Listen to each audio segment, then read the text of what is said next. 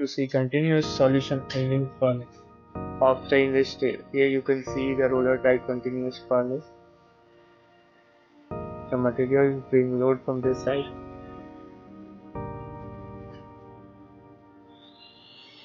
And here it is electrically heated. The top and bottom mounted heaters are there. Here you can see the cooling zone, which the red hot material gets quenched by continuous flow of water.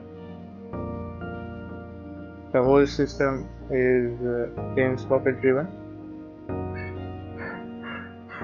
See, the temperature inside is 1050 degrees Celsius.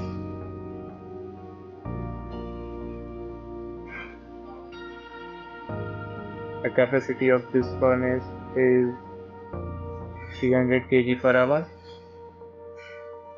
It is divided in 3 zones: preheating zone 820 degrees Celsius, heating zone, venting zone.